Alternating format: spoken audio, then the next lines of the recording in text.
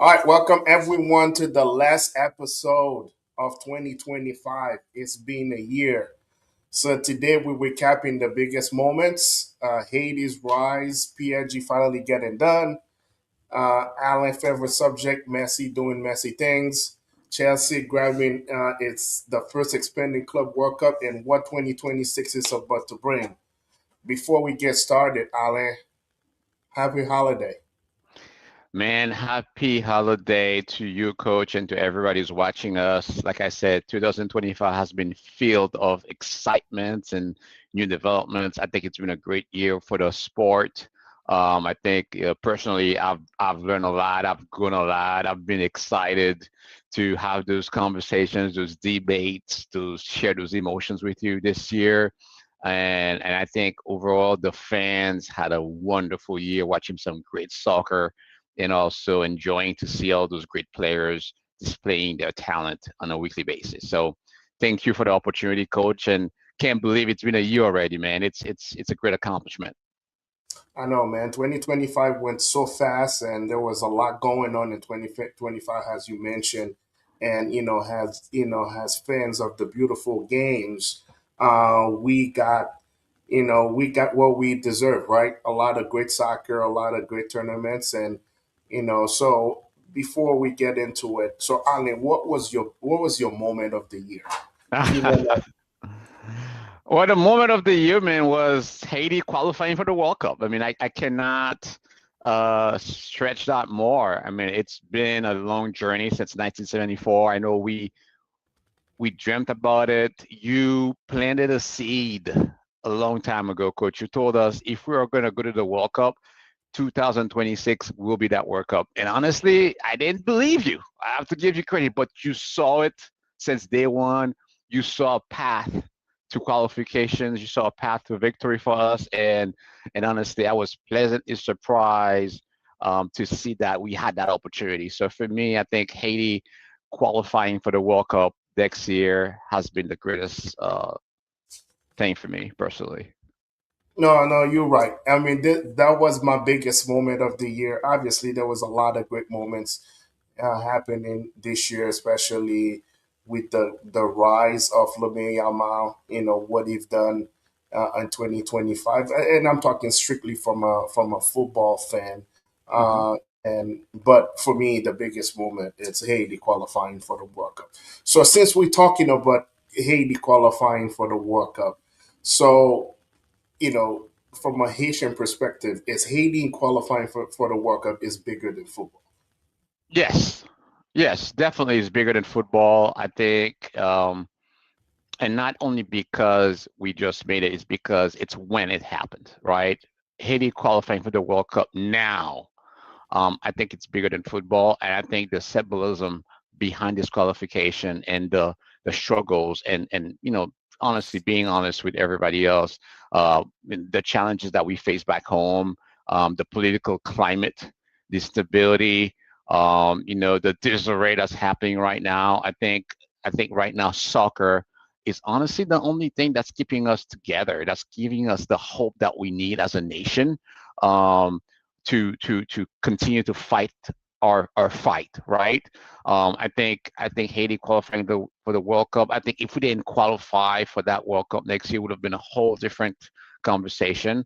I think this disqualification brings a lot of light, puts us out there in front of the world, not only to talk about soccer, but also to share what's been happening back home, right? It's a good opportunity, I think, for our leaders and every single Haitian out there to use this moment to tell our story, to change the perception, to rally our people around a common cause. So definitely, I think it's a unique opportunity. I think it's a lifetime opportunity to change the direction of where we're heading as a nation, and to use that moment, not make it about soccer, but make it bigger than soccer. No, I agree with you. Haiti qualifying to the World Cup is bigger than football, especially in the fashion that we qualify, right? As you Mhm. mentioned earlier, everything that's going on with the country. Those guys never play a game at home. they have to use Curacao has their home field and can play any game at home. So yes, you're absolutely right. It's bigger than football, and with everything that represent, when it comes to Haiti, and also the way Haitians love football, right? So it's part of a culture, right? Football, and it's part of a culture, just like music is part of a culture. So and to be able to have that accomplishment and that big achievement, and also not even qualifying, even drawing, a country like Brazil in the same group. So it's Yeah, it's a perfect scenario for Haiti. But yeah, you're right. It's very symbolic, with Haiti going into the World Cup, since we haven't been in a World Cup since 1974. I was very optimistic when I saw, the three host nations were USA, Mexico, and Canada. And I was like, man, this is it, man. This is the best opportunity for Haiti, to qualify to the World Cup, especially with the World Cup being in the United States, with all the Haitians that live in abroad. So I was like, man, that was the best opportunity for Haiti to qualify for the World Cup, especially if we don't have to face, the Mexico, the USA, and the Canada of the world in the qualifying stage. So I was like, that was it for us. If we don't make it, it's never gonna happen. So I'm glad that the men rose up to the challenge. They made it happen. So now, hey, we a World Cup team. We we can are. We are. Yes, indeed. yeah, we can say it, man. We are a World Cup team, and we can't wait for next year, to represent and to see how the country gonna fare. But also, there were some good things that happened. Obviously the women, they went to a World Cup, and last year, the boys, the U17, they also went to the World Cup this year as well too. So we've been planting those seeds, for the last decades. But that was the ultimate goal, right? For the men national team to qualify for the World Cup, and they did it. So yes, it's bigger than football. Football always gonna be what we talk about, but for us as Haitians, it's more than football, and we are very proud and very excited to be part of the 2026 World Cup. So, but let's kind of shift, uh, our conversation a little bit, and go to Europe. So also one thing that happened this year for the first time is PSG winning the Champions League, and Dembélé also winning the Ballon d'Or. So what would you think about that?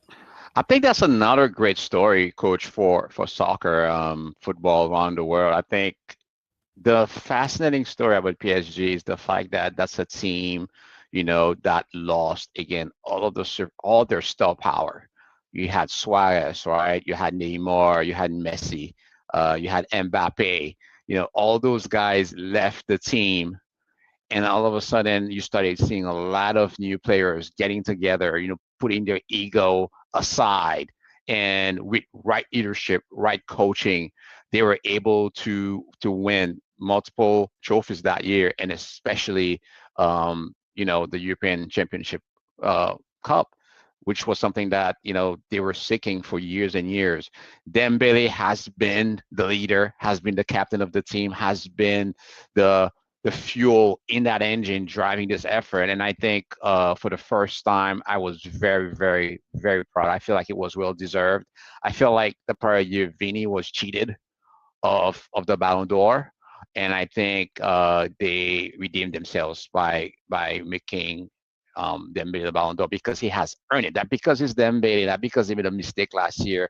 I think Dembele has proven himself as a relentless leader and one of the main reasons why PSG went all the way in 2025 and won the cup. Yeah, yeah, you're right. Yeah, Dembele winning the Ballon d'Or was very deserving. He played really well for PSG, especially a couple games stood out, like the games against Liverpool when PSG kind of come back and win the whole thing, and the way Dembele imposed his will on that team was remarkable. And PSG as a whole was a very good team. When you're looking at it, that little kid Due, Oh yeah. that was his coming out party. It was very good, and Vitinha had a very good game on the midfield. Hmm. So Fabian Luis as well too. Played really well for PSG. So PSG as a and Luis Enrique, we gotta give big shout out to Luis Enrique to the way that he put the team, make the team play as a unit instead of a bunch of superstars playing for their names, right? So he did a really, really great job coaching that team.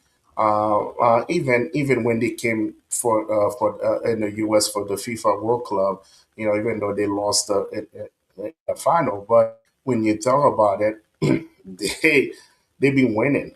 I mean, they've been winning, and they've been winning a lot. So and kudos to Luis Enrique to put a great team together. And as you mentioned, I have a soft spot for Dembele because he's a former Barcelona player.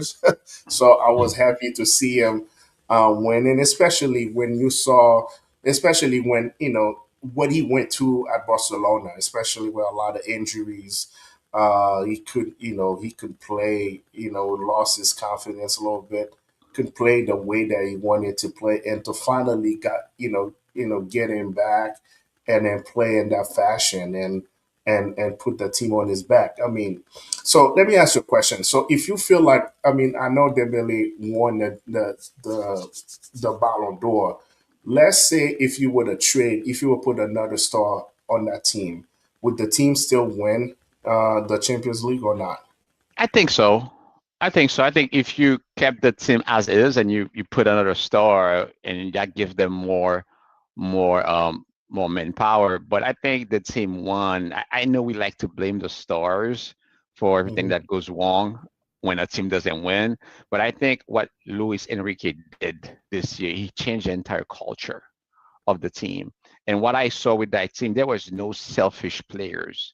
You had a Yeah. bunch of folks that were not well known, I will say. Like I'm talking from a fan perspective, right? And I really Hmm. had to see new players stepping up, young players stepping up. They were different from those names that we're accustomed to. And Yeah. seeing those guys step up the plate, sharing the ball, following a game plan, and being totally unselfish, I think that's what made the difference this year for that group. And I think if you had a new star added to that group and the team could work as a team and tell them, hey, this is how we play. You got to fit into the culture. I think the team would have been as successful as they were this year. Now, if you take out like 504 guys and you put 504 new stars, then you Hmm. start having ego issues. People want to show off. They want to have likes. They want to be that one scoring the most goals. Then it changes the dynamic. But I think the team as is, you add another star, I don't think would have made a difference.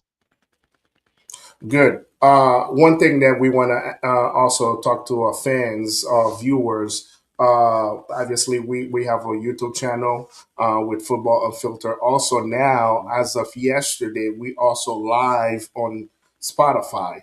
So Spotify podcast. So if you want to catch those episodes, those previous episodes, so we also on Spotify. It's Football Unfiltered. So subscribe to a channel, to a podcast channel, so you can still see the Football Unfiltered for 2025. We got 2026 coming up for season two, so we excited about that.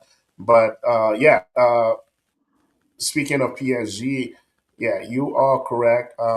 With when Luis Enrique, the kind of job that he did with the team. Uh, yeah, I agree with you. Even though Dembele won the Ballon d'Or, because usually people said, the Ballon d'Or is it's the guy that was above everybody else. But I think the way Dembélé had, I said Dembélé, the way that Luis Enrique has the team playing, I don't know if we would say that they would have won it, but I think that if you have a well-known stars that also is a team player, they Hmm. could have done it. So Ale, I know Neymar used to play with the team. So would Neymar would have won the Champions League Oh wow, with that you team? really that's a low blow, man. You did all Just, this to just put Neymar into this conversation. I was not expecting that kind of question. I think yes, I think if Neymar were on the team would have won. You know why? Ask me mhm. why. Why? Because he would have been on the bench. That's exactly how he would have won the game. He will be on the bench, learning how to play as a team, right? And learning for young soccer players and learning from Dembele. So yeah, he could have won. Maybe we'll have more likes and more superstardom. Perfect. But he would have been on the bench. That I can guarantee you that. There's no way Oh, Luis Enrique would have started Neymar, this year. No way. I, I, I don't know. I don't know. You think too low of Neymar, man. I Neymar do. can. I do. You like You you think, like players that do titonton. Titonton means people that like shoot the ball, trying to be fancy, try to embarrass other players, and they haven't won anything really. Hasn't won a World Cup. So for me, he hasn't earned the right, to be arrogant on the field. And that's the problem. He hasn't actually, displayed the leadership needed on the field, and he hasn't demonstrated the maturity needed off the field. That's my problem with Neymar. His lack of maturity. He doesn't understand his purpose. He doesn't understand that he has a lot of players that are looking up to him, and he's unable to carry the weight, you know, of a team on his shoulders. He thinks about himself. He's a selfish, wealthy player. He has skills, but he's not World Cup material. And I hope that they don't pick him on the team this year. I hope so. Hope not. Ale, Ale. What can I do, man? What can I do, Ale?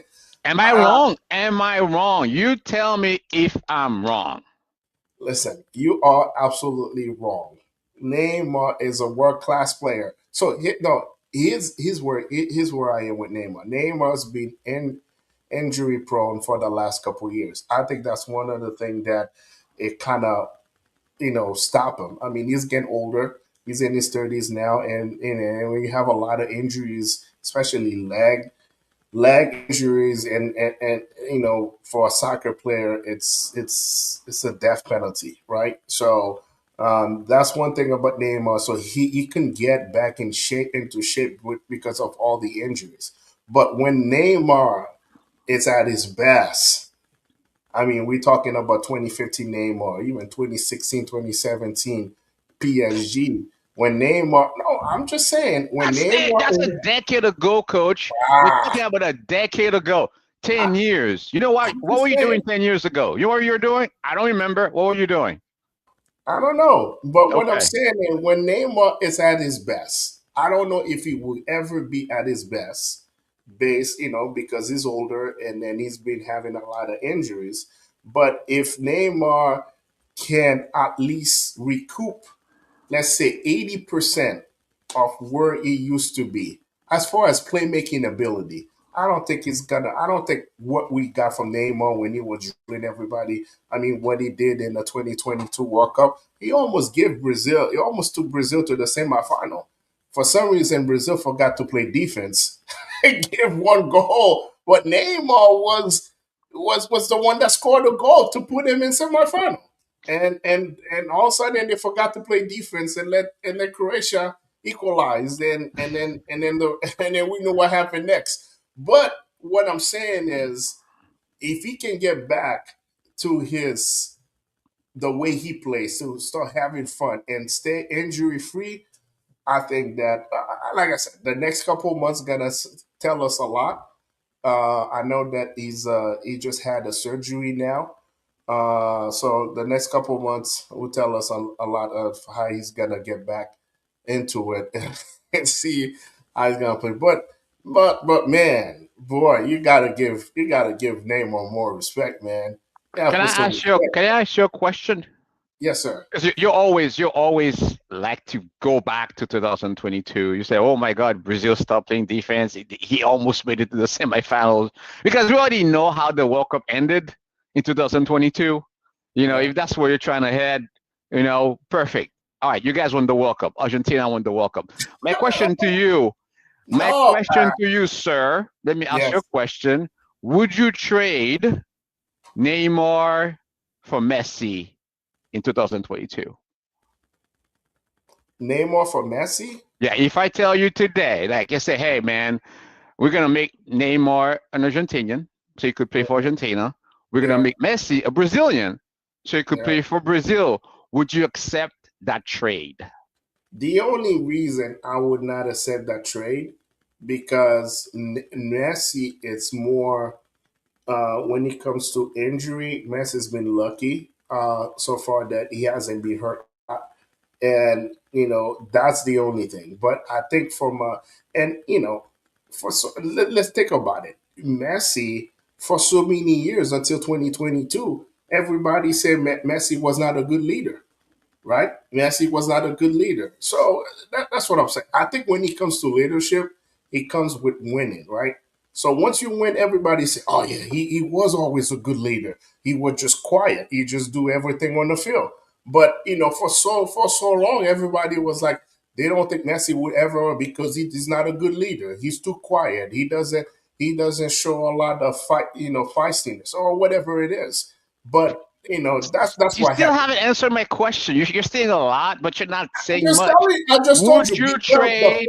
All right, be, 2026. If I tell you, give me Neymar, give me Messi, I'll give you Neymar on your national team. Would you yeah. go with the trade now?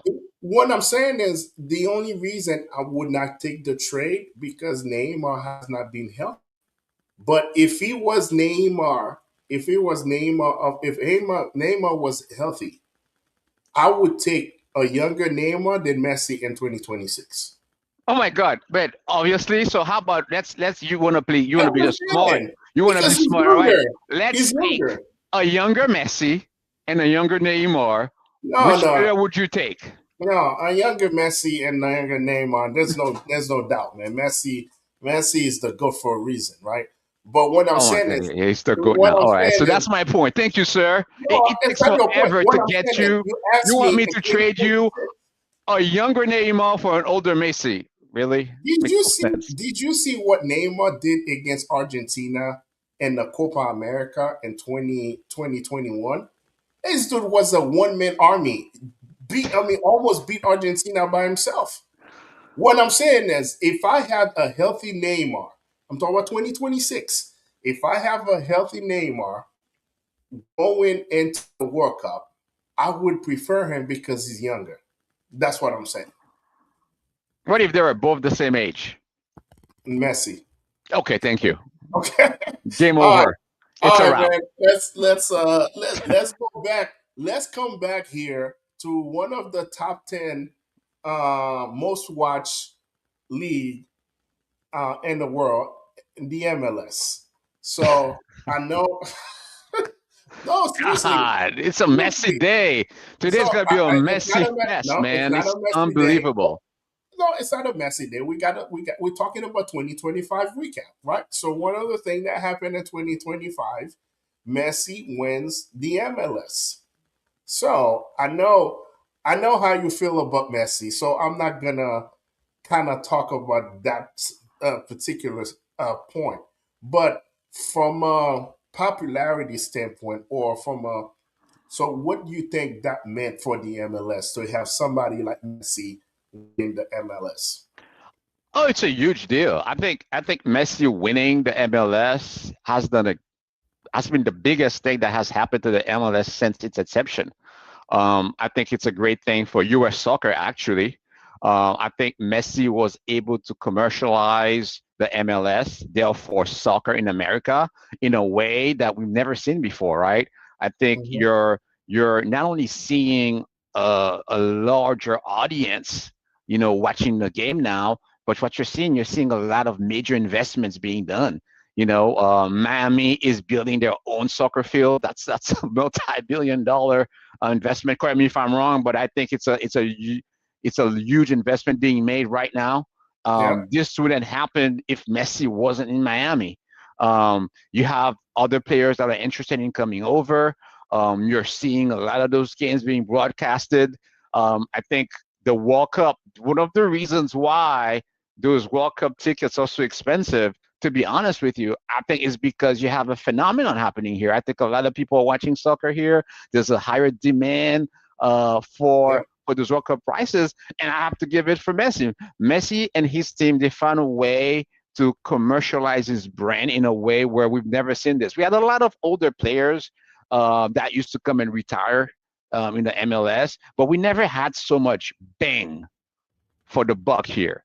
But what you're Yeah. seeing here, it's a full transformation. I think the MLS won more than Messi. I think Messi has been able to establish himself in America in a way that if he had gone to play with Ronaldo in Saudi Arabia, I don't think he would have been that famous now. I think Messi is a well known brand, but I think his brand is more structured. I think his brand is more pronounced. I think he overall wins. Yes, Ronaldo may be the wealthier player now. He may be worth 1 billion, $1.2 billion, whatever his value is today.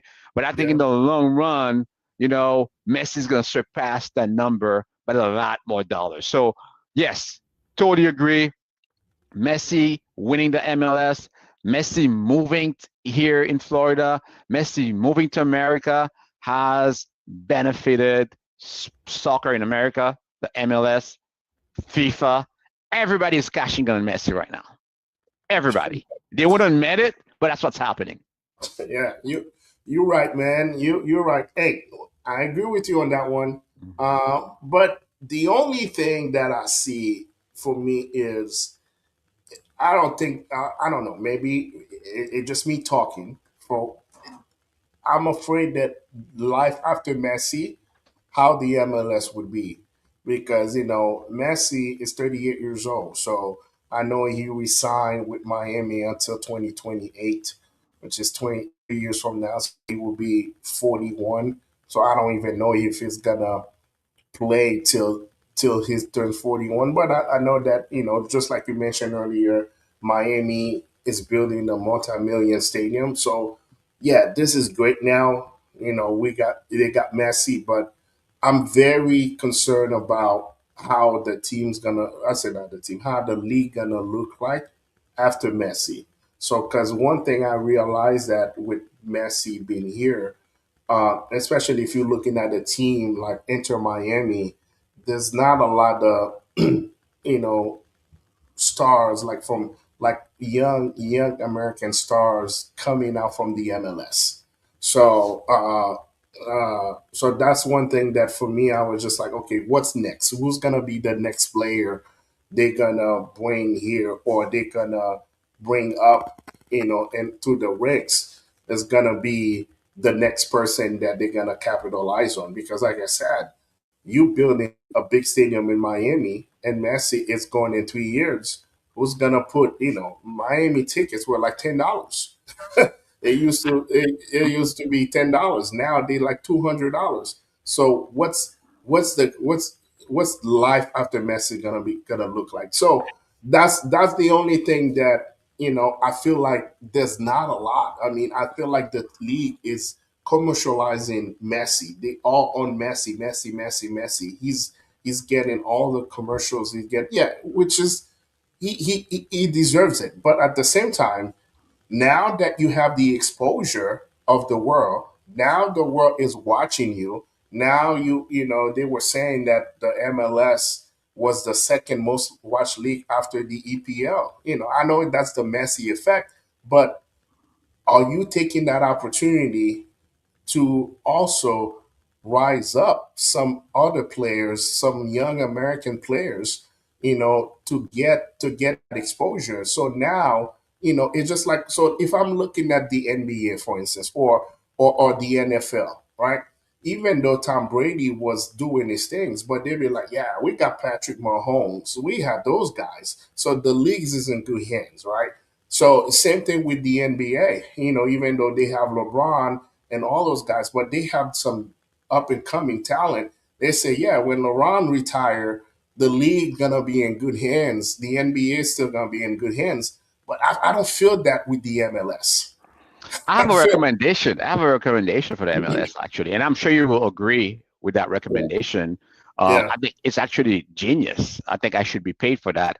I think I would recommend that the MLS contacts Neymar, who currently plays in Brazil, and bring him back since he's so talented and he's worth a lot and he loves the superstardom. He loves to make money. Bring Neymar over. You know, let him play a few years there and then see what happens. Because I honestly, mean, it'll yeah, feel I agree with you to bring in some talent, but you gotta think about it. We have to look in at who they're gonna pass the baton to. Like Neymar. Neymar is like he's not. I mean, he has first of all he has shown that he doesn't have a lot of longevity because he's been getting hurt a lot. But I think that for me, I want to see the 21, the 22-year-old, the 23-year-old, players.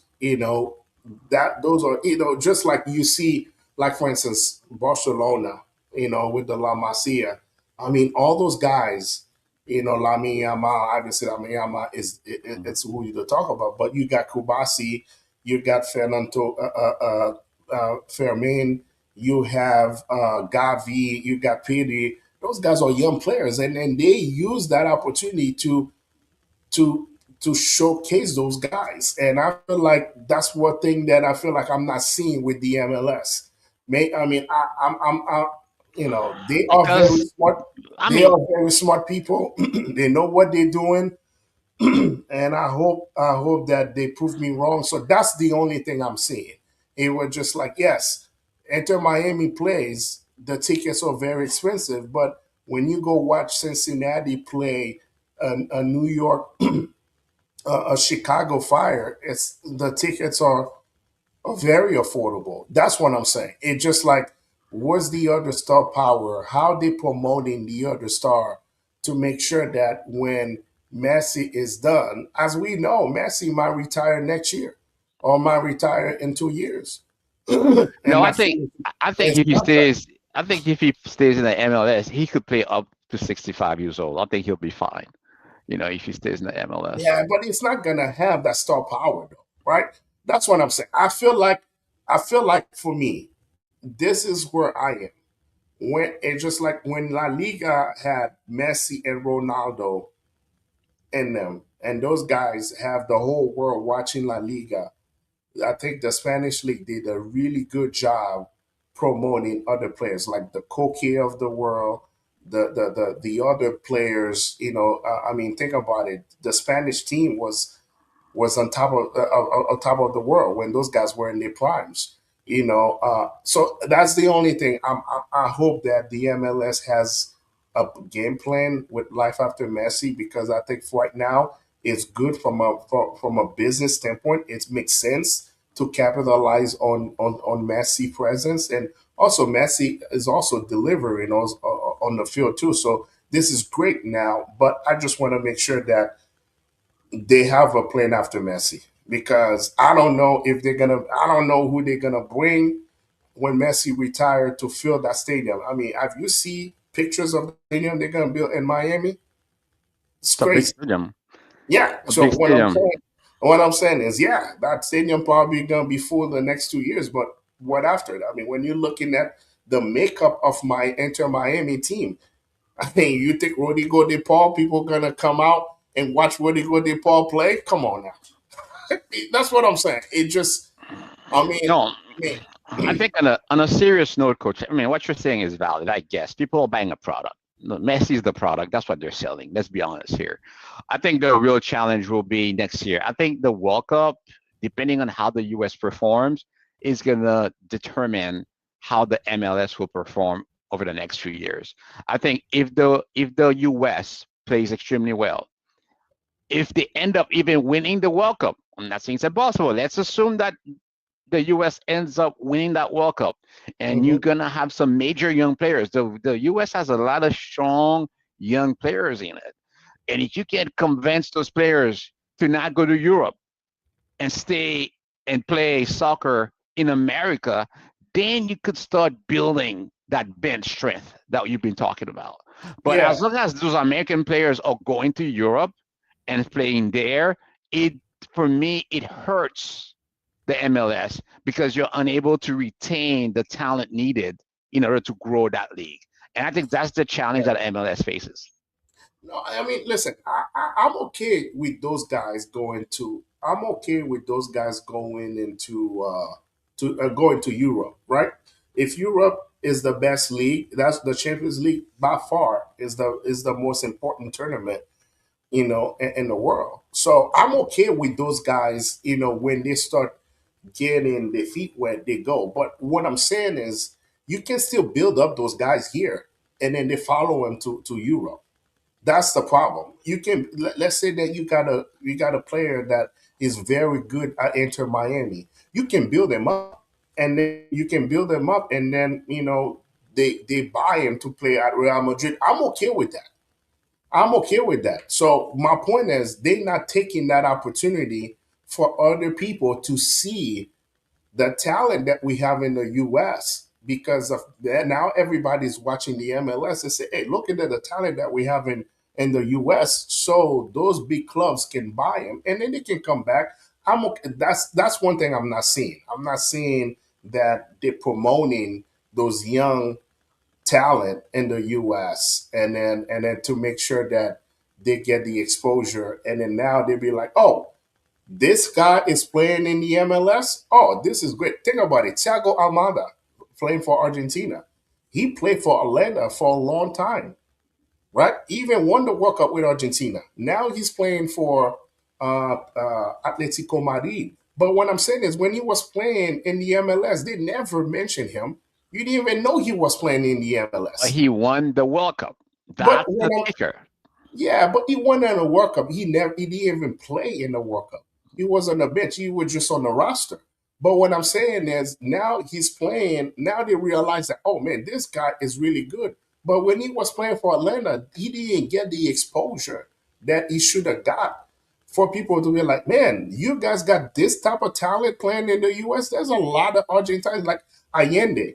If Allende was not, no, you got Allende, you got Silvetti.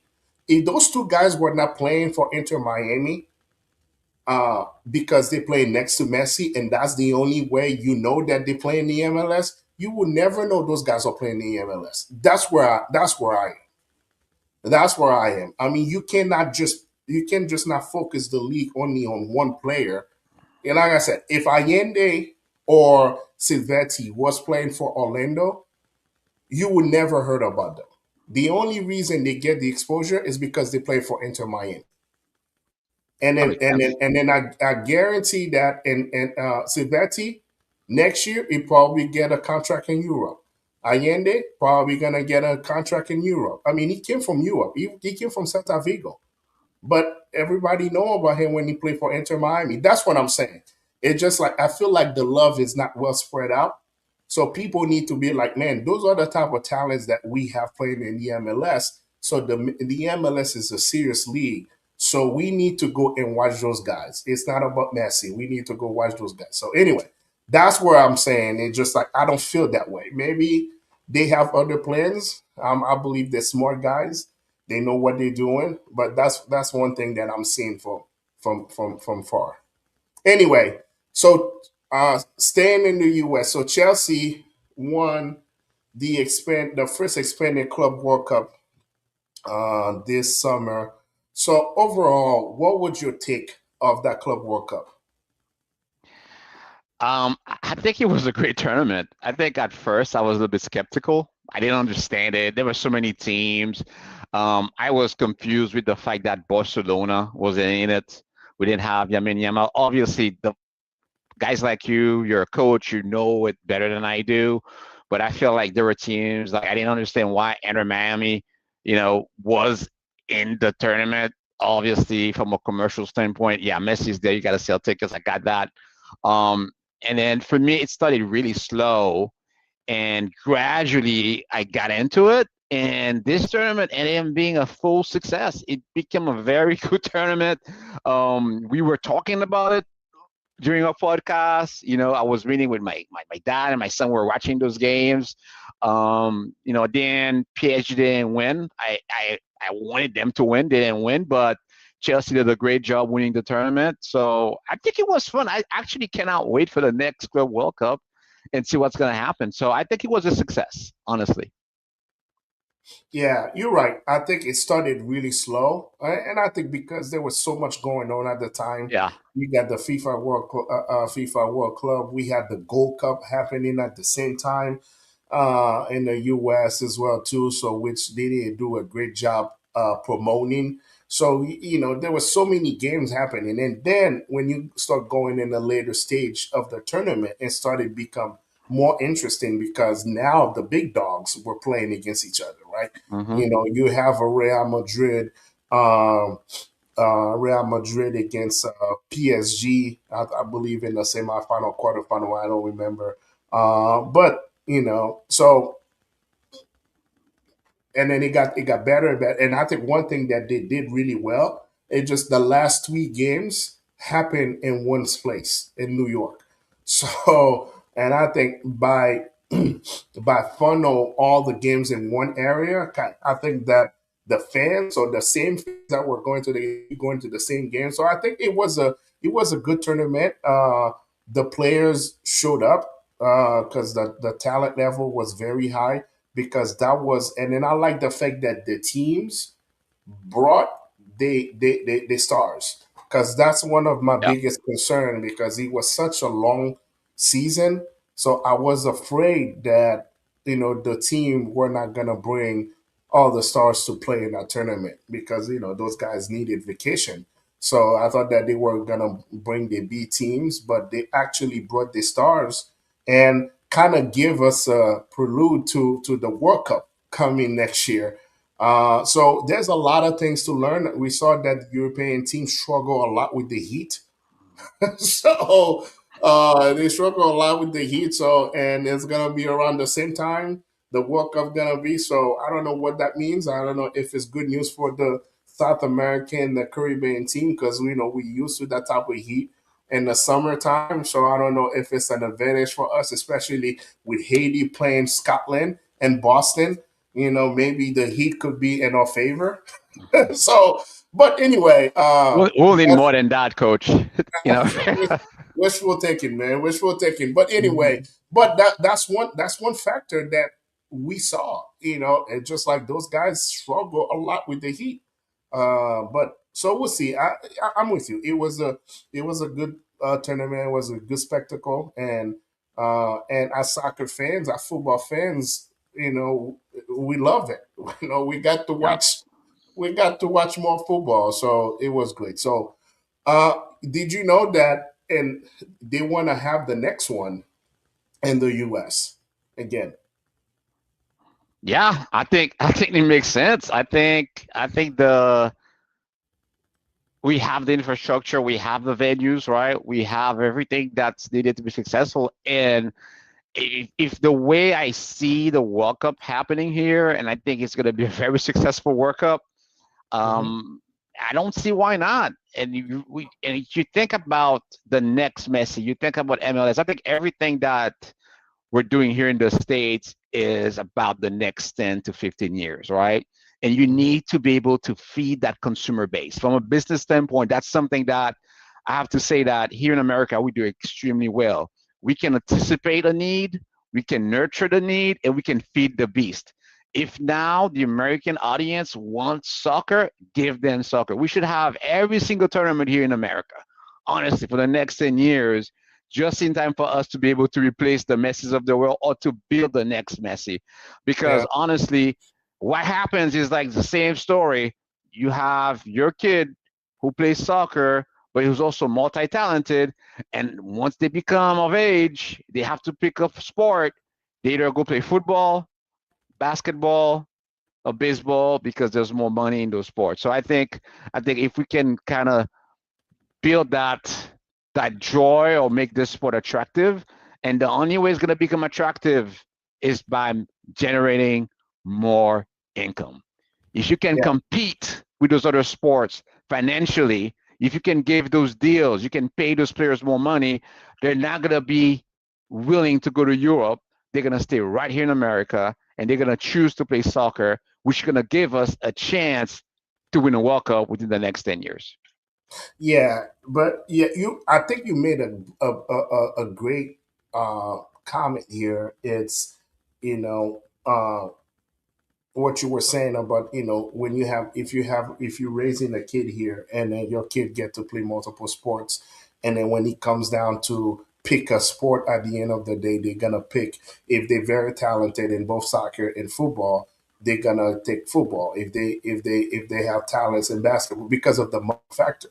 So, which, and I think that's one important comment that you make is, if the MLS start opening up the books, so have a lot of sponsors, so they can pay, those upcoming players, the 21, the 22 players, like big money, just like they do in football or basketball. So now you can have a different type of kids now interested in playing football, soccer, right? So because I think that's one thing that the MLS, when you're looking at the making of the MLS roster, is a lot of foreigners, and a lot of foreigners, and also not a lot of kids from the inner city, right? So and those are the things. Those are the things that we can capitalize on, the Messi of the world, so we can have all these generate. We generated all these incomes. Now we can pay people top notch money, so you don't have to go overseas or choose a different sport. When they get and when they get to pick what sport they need to do, so we can have better kids, because that's how you're gonna get the true talents to play, and then also gonna be good for the American team, and so on. So yeah, you absolutely right.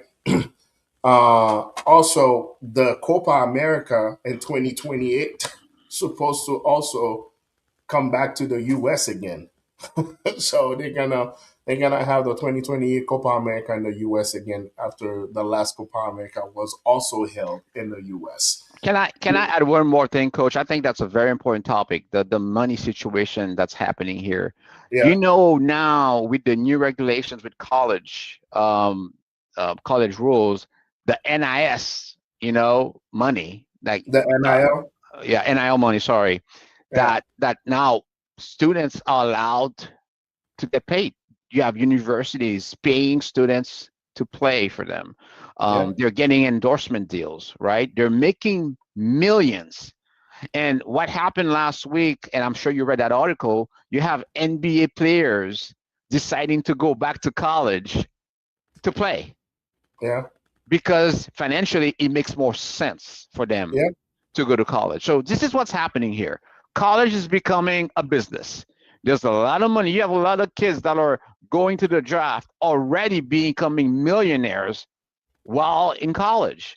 So yeah, it's like, now my question to you is, do are we paying the same amount of money to those soccer college players? I don't think so. I don't think soccer is can even compete with football and basketball today. And I think this is the challenges that we are going to have to face, within those that love the sport. I think that's something that the MLS is going to have to probably lobby for or against it, because I think that's where you control talent. yeah. That's where you can attract talent, is be able to compete at the same level playing field with all those other sports. Yeah. So my opinion, that's only my opinion. I would, you can have football in college, you can have basketball in college. I would take that away. I would not have that in college for soccer. I would have mostly academies, and then from the academies, and those guys go play in the MLS. I think my biggest thing that I see here, we play a lot of soccer, but we're not connected, right? So you have the MLS next, you have the USL, which is the league after the MLS. So we have all, and you have college soccer, you have high school soccer, you have all the soccer being playing, but it's not like but they don't funnel to one thing.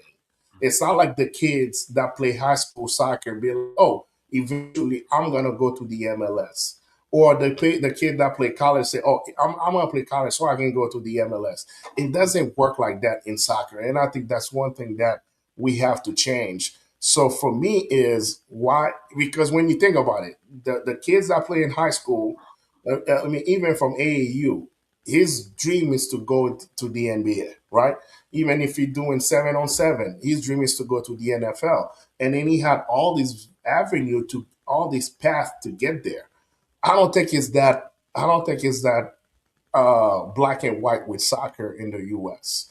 And so you got kids that play college, and after that they don't get drafted to the MLS. They go to MLS next, and then some of them are playing the USL, and then even playing the USL, it's not like your team's gonna go get promoted to the MLS. So you just stay stagnant. So Hmm. so in my opinion, because there's so much to it, I feel like, all MLS teams should have academies, and all those players are going to those academies, and then just like you have the La Masia, the way they do it, I think they need to use the same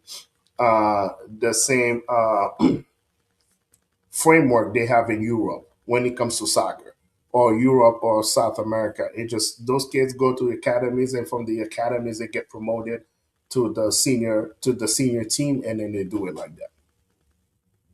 But you're right. You're right. It's not the money, the NIL money. It's not the same for soccer, because soccer, you have 10,000 at most. The stadium have probably 10,000 seats. Whereas in football, they have 30, 40,000. If Michigan got 100,000 seats. So there's a lot of money. There's a lot of money in those sports. So that's why they can afford paying those kids that much Hmm. money. Yeah, and you're right. There's one kid right now is making more money.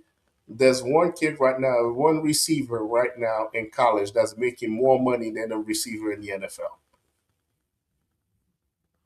That's crazy, man. That's crazy. I think So that's hurting the game, though. I personally yeah. think so. So Ale, so obviously, let's be we let's say that Football Unfiltered has to give people award based on what happened this year. So, in your opinion, if you're looking at what you saw in 2025, who you think so if we're looking at what was the team that was the most satisfying, what was the most disappointing team that you saw this year, or and let's see if you want to provide some award, who you will give your award to. Yeah. So team of the year. So team of the year for me, it will be PSG, um, because of what we talked about earlier, what they had to overcome. When you look at their journey, their history over the last 5 to 10 years, and to see them win all the way and even almost winning the Club World Cup. Mhm. That they lost in the finals, but they had a decent performance, right? I will definitely say PSG for me will win that award, team of the year. I think the most disappointing team last year for me was Real Madrid. I think coming from a stronger year they had in 2024, I was expecting them to do much better, especially Mhm. with Mbappe joining the team, but they didn't get there. So it's just a matter of the expectations. Yes, we had way worse teams than Real Madrid. Come on, you have Manchester United, you have a lot of other teams who perform poorly, but I was expecting, I would say, Mbappe joining the group with Vinny, this combination with Rodrigo and all that stuff happening. I was expecting them to do better last year. So, what was your biggest surprise? My biggest surprise for the year was like Chelsea winning the Club World Cup. I wanted PSG to win it. Yeah, I was almost 99% sure that PSG was going to win it.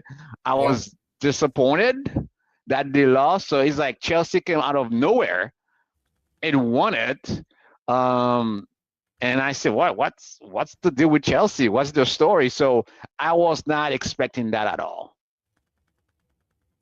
So what player was the most disappointing for you last year? The most disappointing player for me was, man, I hate to say it, but I would say Vinny. I feel like him having such a strong year in 2024, I feel like, again, this is where we go and talk about leadership, right? We talk about, you being a very skillful and talented player. I'm expecting you to adapt and lead the group Hmm. to make these things work. I know sometimes we love to point out the coach failures and blame the coaches for everything, but I feel like with Mbappe coming over, all those players that he had, Vinny almost winning the Ballon d'Or last year, I was Yeah. expecting him to create that kind of chemistry and then kind of lead, sometimes step out, of the clout. You don't need to have, you don't need to be the topic of conversation every single week. You don't need Right. to be the one being a distraction on the field. He reminded me of Neymar last year.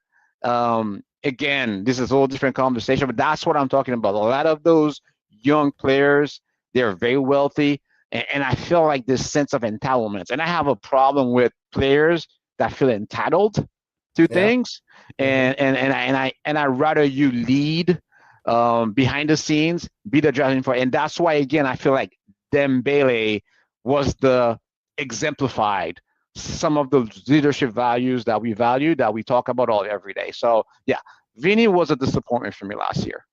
So I'm gonna finish with this one. What was the biggest story of 2025?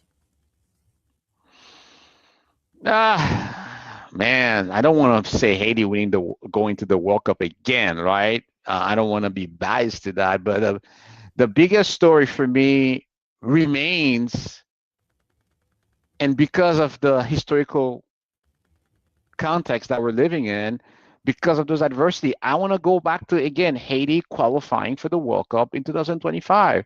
You know, I think the people need to understand that we played all of our away games in a different country.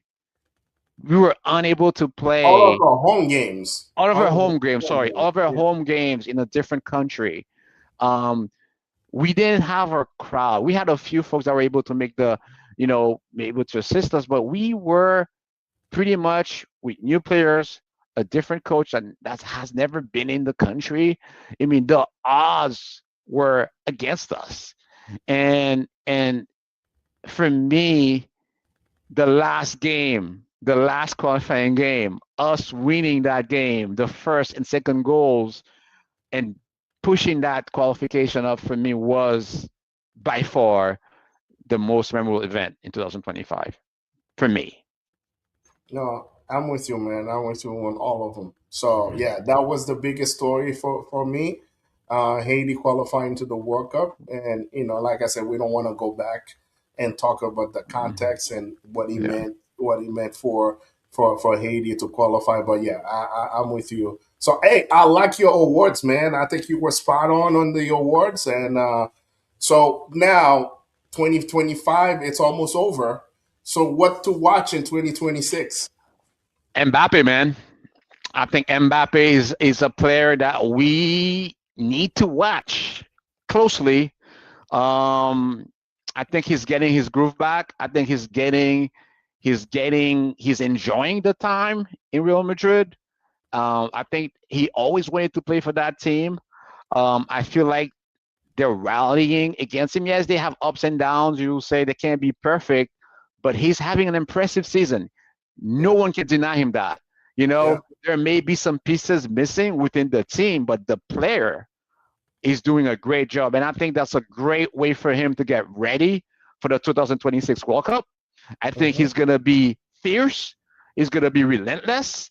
I think if he wins um, the UEFA Championship this year, I think he's going to even put France in a higher, better position to honestly win the World Cup. So I think a player to watch for me is Kylian Mbappe, no doubt. Yeah, I mean, we have a lot going on in 2026. So we have obviously the World Cup. That's the biggest tournament. Obviously, the Champions League, like you mentioned earlier. We have the Finalissima between Argentina and Spain in March. Yeah, I mean, we can't wait to get started, man, in 2026. So there's a lot. There's a lot of football. There's a lot of football to look forward to. In the next couple of months, and we wanna be with you guys with Football Unfiltered along the way with you guys as you're enjoying the football that's gonna be playing in 2026. So we see it as a big year for us as well too. So that will be our second year since we started. So we have 1 year in the book, so second year, so we can't wait. We can't wait to get it going and share with you guys our insight and what we think, and hopefully, you never know. Maybe have a Football Unfiltered episode, uh, during the World Cup. With Yes, the other yes. with the live, let's say a live version with all the fans. So, but obviously, this is almost the end of the show. We want to wish all of our viewers and supporters that's been with us. We want to tell you guys thank you for all your support, and we want to wish you a happy new year, 2026. May 2026 even be better for you than 2025. And we can't wait to do it with you guys. And hopefully, Football Unfiltered going to continue to bring you joy and make you laugh, especially when we start talking about Neymar and so on. Make you laugh and have a great time. So that's what we do. Our job is to bring joy to you guys, and we will continue to do it in 2026. As always, Ale, thank you. You're my co-host, and thank you for all your time. And this is my time to wish you a happy new year. We wanted to finish the 2025 on a bang, and we did that today. So, I want to wish you and your family a happy new year, and we continue to get football unfiltered. Thank you, Coach. Happy New Year to you and your family. I would like to thank our fans, our supporters. I know Alex is not here today, he's traveling, but hey, thank you for your support. Dr. Durandis, also thank you for your support. We had last year a lot of different coaches, a lot of soccer fans that were able to participate on our show.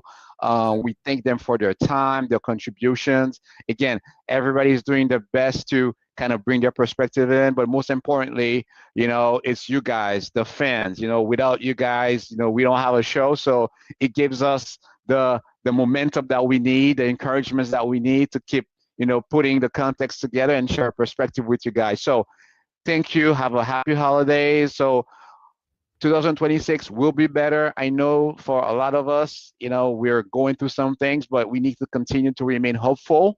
Let's Yep. continue to have faith. And then anything that we can do, better on the show, we're welcoming any types of input and feedback from our supporters. All right. So, Coach, thank you for the opportunity, man. I appreciate our shows. I appreciate the time I spent with you online. Happy holidays again and have a great year.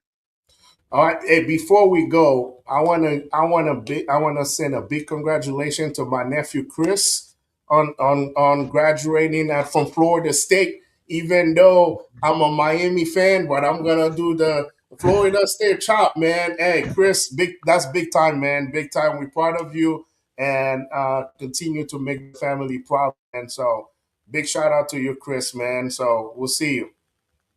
Thank you, Coach. Appreciate it, man. One love.